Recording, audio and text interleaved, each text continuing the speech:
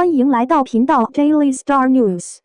订阅频道，不要错过当天最热门的新闻。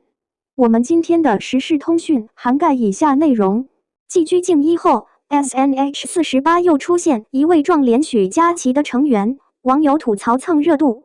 SNH48 作为国内养成系女团的鼻祖，虽然早期在国内组合发展不成熟的时候，收获了一定的关注度，但后来随着团体选秀节目的开播，也让他们的地位受到一定程度的影响。后来通过这些综艺推出了不少的新人，从去年开始 ，SNH48 也派出了组合1多半的人气成员加入团体选秀大战。虽然最后 TH89 和硬糖少女303中各有一位成员入选，但也让 SNH48 的知名度大增，而且很多成员虽然没有成功出道，但通过节目的曝光度，也让自身的人气进一步的提升，可以说有很大的帮助。但后来，随着诸多人气成员一个个毕业，开始 solo 发展后，导致团体当中的 TOP 级成员开始减少，因此组合的人气开始有所降低。再加上很多同类型的大火女团诞生，对于 SNH48 的地位也受到一定的威胁，所以SNH48 方面也开始寻求突破口。在前段时间，有一位新成员神似元老成员鞠婧祎，当时就收获了不少的关注度，就是邓新月，基本上从发型以及妆容都在模仿小鞠，穿搭都几乎一模一样。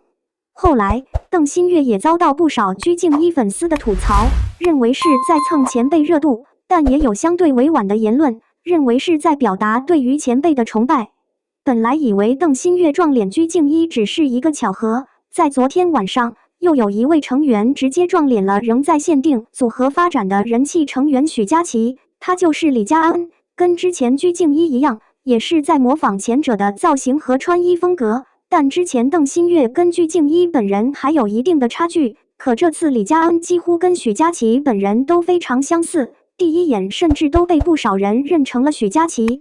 消息一出，再次引发诸多网友的关注，因为鞠婧祎和许佳琪现在都是私八人气很高的艺人，所以 SNH48 似乎是想用这种方式来提高其他成员的关注度，毕竟都是同一个公司，作为艺人的他们也没有办法说什么，但广大网友却非常反感。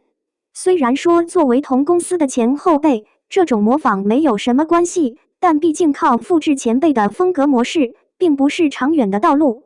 其实公司也没有办法，因为 SNH48 本来就是靠剧场公演来提高成员的曝光度，可随着疫情原因，